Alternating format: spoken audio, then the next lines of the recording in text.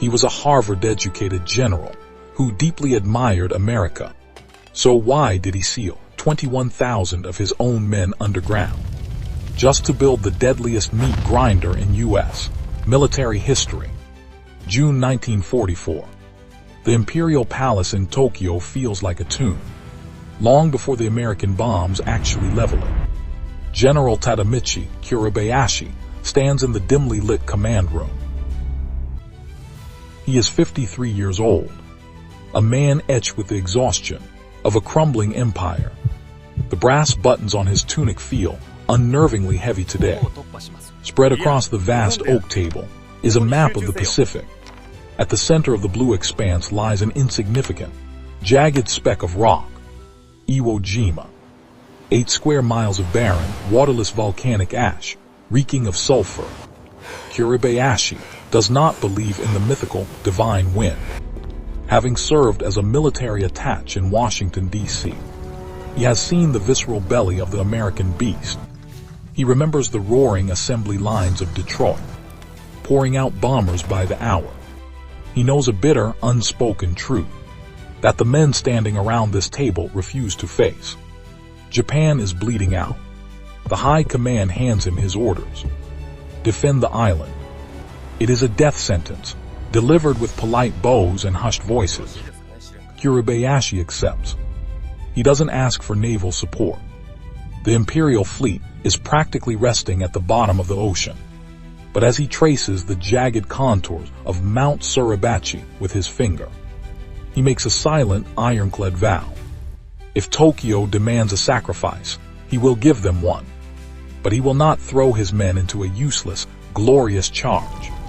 He will make the invaders bleed for every single grain of black sand.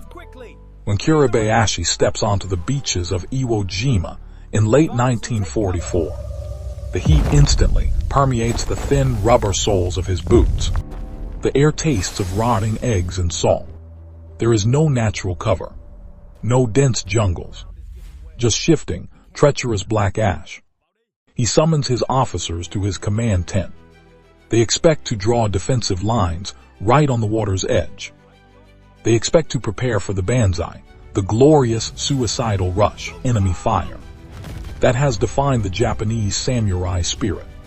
Kuribayashi looks at his commanders and shatters their reality. There will be no charges, he orders. His voice, a low, gravelly rasp. You will not die on the beaches. He orders his furious, trembling officers to surrender their regimental flags and sheathe their swords. He hands them pickaxes and shovels. They are going underground. He is stripping away the only psychological comfort his men have left, the romance of a swift, honorable death. He forces them to swallow their pride and embrace a slow, agonizing endurance. Any man who charges the enemy without a direct order is labeled a saboteur. Kuribayashi walks the black dunes, his eyes cold and unyielding. He doesn't see a beachhead to defend. He sees a sprawling subterranean trap waiting to be carved. For months, the men hack away at the unforgiving volcanic crust. They carve out a subterranean nightmare. The temperature inside the caverns reaches a staggering 120 degrees Fahrenheit. The volcanic vents bleed pure, toxic heat.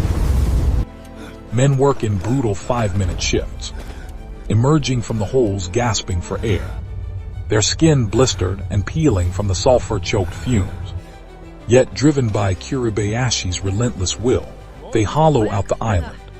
They carve 11 miles of intricate, interlocking tunnels, command centers, and hospital wards.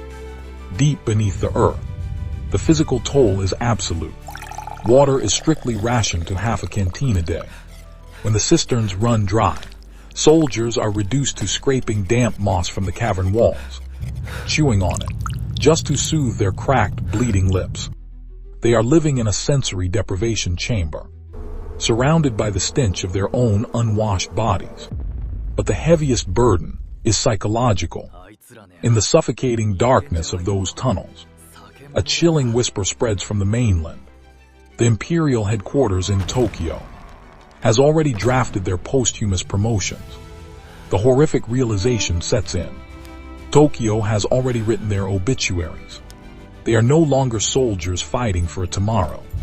They are a ghost army, decorating their own tomb, waiting for the sky to fall. The sky finally tears open in late 1944. The horizon darkens with gray steel as the United States Fifth Fleet arrives. Nearly 800 vessels encircle the island. Nothing in the Pacific has ever looked like this. For 70 consecutive days, the Americans unleash a biblical rain of fire. Naval dreadnoughts hurl massive shells from the coast, while bombers pound the island from above. Over 5,000 tons of explosives are dropped on 8 square miles. The surface of Iwo Jima is violently pulverized, reshaped into a cratered, lunar wasteland. Out on the water, American commanders peer through their binoculars. They see a desolate, smoking ruin. No trees are left standing. No visible bunkers. No movement. They confidently believe that nothing could have survived that apocalyptic bombardment. They assume the landing will be a simple walk in the park, 50 feet below the shattered surface. Kuribayashi sits at a small wooden desk.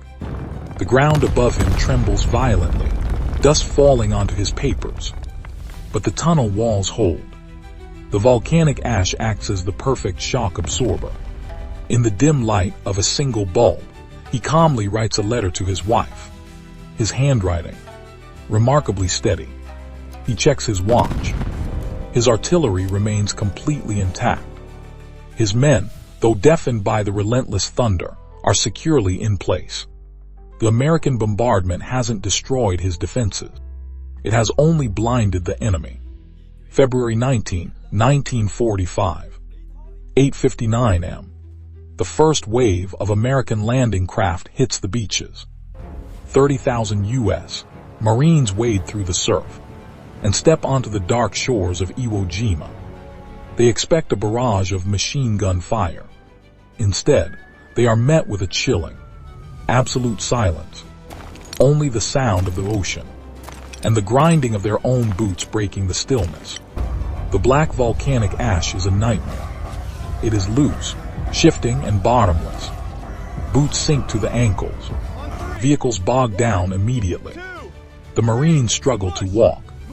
They begin to bunch up, bottlenecked against the steep terraces of ash.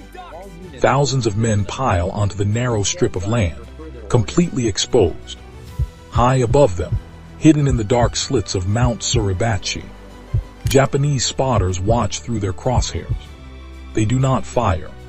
Sweat stings their eyes, but they hold their breath. Kuribayashi's orders are absolute. Wait until the beach is overflowing. For 35 agonizing minutes, the Marines push inland. At 9:35 am, Kuribayashi finally gives the nod. The island rips open. Every concealed mortar, every heavy artillery piece, unleashes a synchronized storm of steel. Kuribayashi has spent 9 months pre-registering every square inch of that beach. The slaughter is merciless. There is no cover for the Americans. The volcanic sand collapses as they try to dig foxholes. By sundown, the black sands are soaked red. Over 2,400 Americans are dead or wounded. But the United States Marines do not retreat. If they cannot shoot the Japanese out of the rock, they will burn them out. They bring ashore a weapon that turns Kuribayashi's masterpiece into a living nightmare. The Sherman M43R3. Zippo tank. Pause. The battle shifts to a brutal, primitive extermination. The heavily armored flamethrower tanks roll up to the concealed bunker apertures. They pump thick streams of napalm jelly, burning at 2,000 degrees Fahrenheit, directly into the tunnel network.